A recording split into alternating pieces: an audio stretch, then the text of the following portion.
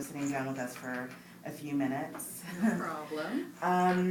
I wanted to ask you, you're one of those artists, you've had a chance to be in a band, you've had the chance to have a solo career, you've done theater, you've done all these aspects within entertainment.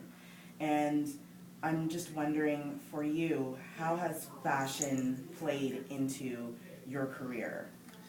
Well, in the very beginning of our career, we wanted to have different looks, so we worked with people who helped us create looks, and sometimes we'd have stage sets. So very much, and I wrote a song called "Fashion Victim," so I've always been influenced by fashion designers, and I think a lot of fashion designers are. Fashion is art to me, and it's all part of the same thing. I mean, I think you feel much better as an artist when you're wearing something fabulous. Mm-hmm. It's like it's all part of the package. Mm-hmm. Yeah. And you have, throughout your career, like I said, you've hit all these different aspects within entertainment, and now you're here with a new album. Mm-hmm. And how has Landfill, I know that... Landfall. I keep saying Landfill and it's Landfall. But you've worked with Rufus Wainwright on a single, from what I know. And what was that like, and how did that come together to work with him? I met him a few years ago, and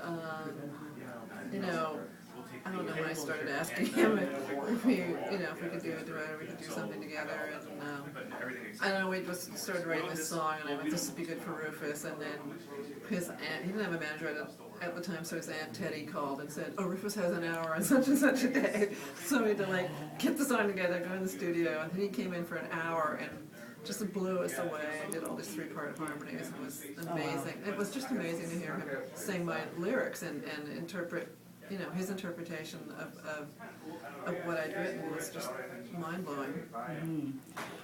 You're a very strong songwriter. I mean, I think that's one of the things that people would associate you with. As a songwriter, where do you find your inspiration these days from? Like, what is inspiring you these days to write?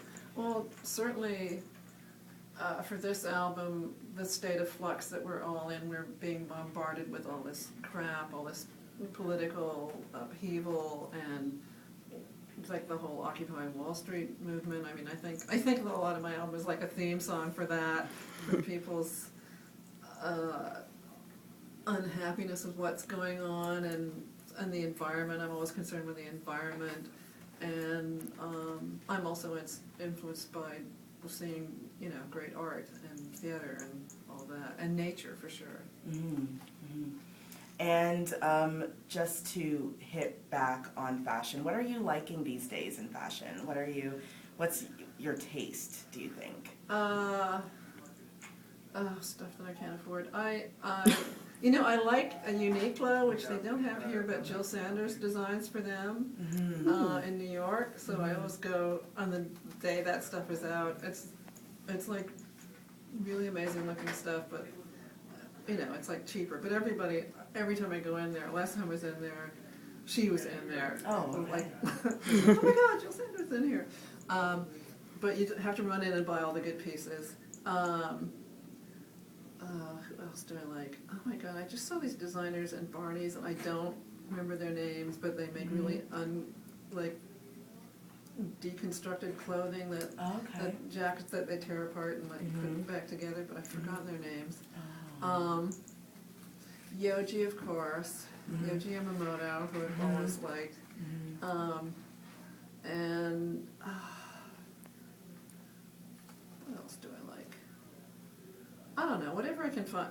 I was so happy that I live in New York because I just wait for everything to go on sale and run to Barney's or somewhere and get whatever's cool and reduced. But yeah, those are my big ones anyway. Perfect. And how can we connect with you on the social network deal? Do you have Twitter and all that stuff? I have Twitter, and there's a Carol Pope page on Facebook, because I'm on Facebook too, but I'm not going to be friends with you unless you're positive. Yeah. But there's a couple page. There's carolpope.com. How else? My album's on iTunes and Amazon and all that stuff. But yeah, definitely, I love Twitter. I think Twitter's brilliant because you have to be so succinct in 140 characters. Yeah. So that's my favorite. Facebook. You're a songwriter, so it's easy for you. Easy. Not always, because all my friends are in the arts, so I'm like, how can I top this? So then it gets really minimal. You gotta get really, really minimal to get everything across. But Facebook is like, whatever, because I think they're spying on us, and it's like, I'm like, That's another interview right there. exactly, like, where is our information going? And I find it kind of boring, but Twitter, I think, is all still sparkly to me. Yeah. Yeah. Well, thank you so much for, sitting down with us, and hope to see you soon on the road if you're going to be doing it. I'm performing at the Flying Beaver Pubberette. I'm doing an acoustic thing this weekend on the 3rd and the 4th. And I'm going to be doing a show at Buddies and Bad Times on June 21st, trying to get some people that are on my album to show up for that. Perfect. Yeah. Well, thank you so much. Okay, you're welcome. Take care. Okay, you too.